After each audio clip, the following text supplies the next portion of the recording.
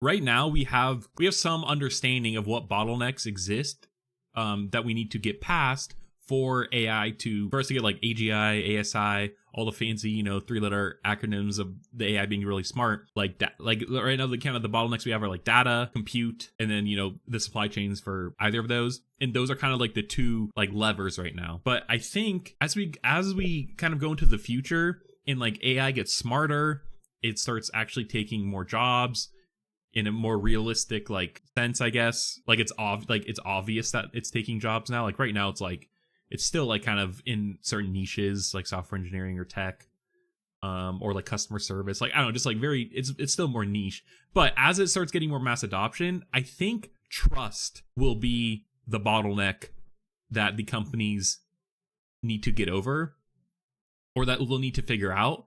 And I feel like they should be prioritizing trust over almost everything else right now, because we just watched 60 Minutes. It's like those are boomers.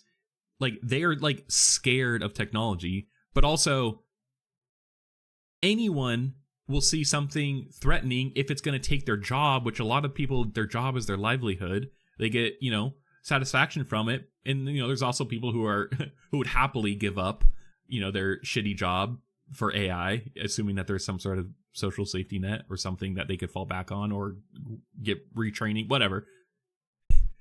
But I think trust is going to be the biggest bottleneck, and I feel like that should be prioritized over a lot of things. And especially if we're thinking about the fact that it's inevitable, we are racing, quote unquote, with China for AI. So if we're assuming that we're going to get to a point where it's like, or we actually are racing and like we do want it to like take over the world in the sense, and so that it's going to be it's going to happen no matter what, I guess is kind of my point. We should be focusing on trust to make that much easier. We looked at the Stanford 2025 AI Index, and at the end they had the opinion section. China is so much more optimistic on AI than America, and I think that's going to be our problem. And a part of that is the trust. But it's that like a lot of people in America are like scared of technology too. But a part of that is because of trust.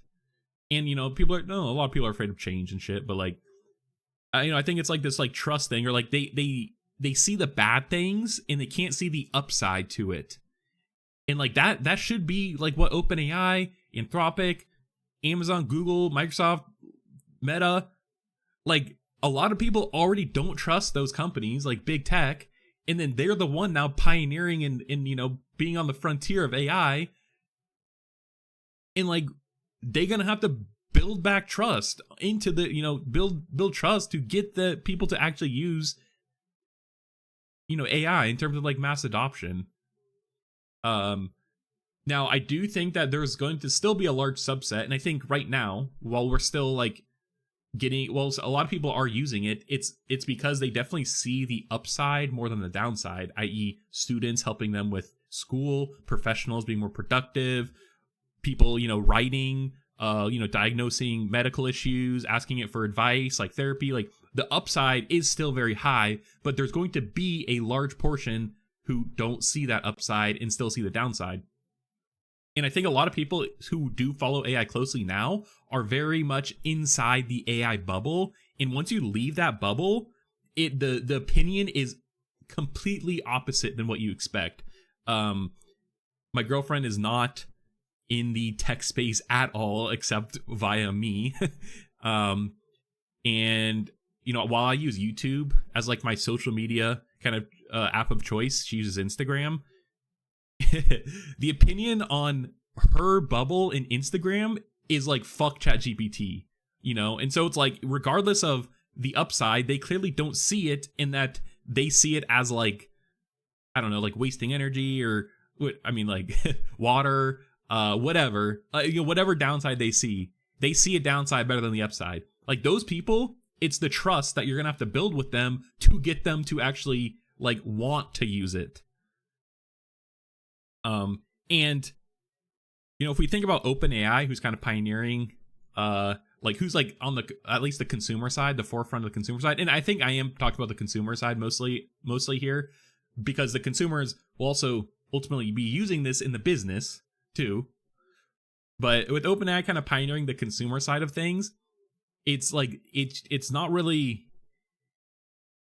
Sam Altman's like a business dude, you know, like he's not like he tells you, he says how it is, like, you know, it's like he has very high, he has very optimistic predictions and like all this stuff, but it's also he's setting high expectations is what I'm trying to get at. Solving climate change, solving cancer, solving aging, like they're literally, you know, claiming all these things about like solving humanity's like everything that's like wrong with humanity, I guess, or like all the downsides of humanity. They're claiming to solve those, and it's hard for people to imagine the gap between haha ChatGPT turned photo into Studio Ghibli to like solving cancer. You know, it's like that knowledge gap, like most like people, like they can't imagine that gap. And that's also part of the trust problem. But with Sam Altman kind of like saying things like that and going out and always like setting the expectations high, that means that you have like it's a larger gap for the trust. Like trust is down. If trust is here, he's setting expectations up here. Let's be real. You know, and so it's like you know, it's going to be time. Like over time, we will close that gap. But with all the things I've said previously, like they should be prioritizing that now, because the expectations are going to continue to rise, especially as more money gets dumped into AI, like obscene amounts of money. You know, they raised $40 billion. That's a lot of money. The expectations will continue to go up, which will in turn make the trust gap, you know, larger and make it harder to get you know, gain more trust. This is also assuming that we get more incremental changes like we have now. Like we're getting, even though we're getting like lots of new models like O4, O3, Cloud 3.7, Llama Behemoth, like they're still like incremental improvements. And so it's like, you know, the bar chart is misaligned. You know, like if we have like a bar chart with like trust, expectations, and reality is probably you know, tiny portion of expectations right now. We're just not there yet for what Sam Altman is coming out and saying. But then trust is, you know, probably half of what expectations are. And like that is going to expectations are going to continue to grow, and trust will likely just stay the same, I think. Unless they make specific efforts. They make specific efforts to focus on trust. And I think that is what they should be doing almost more than anything right now. In AI 2027, which we looked at the whole thing, approval ratings go down before they go up. Sometimes you got to go down before you go up. Approval ratings continue to go down because of the threat, the perceived threat that it's putting on not only humanity, not only like your job, but on humanity.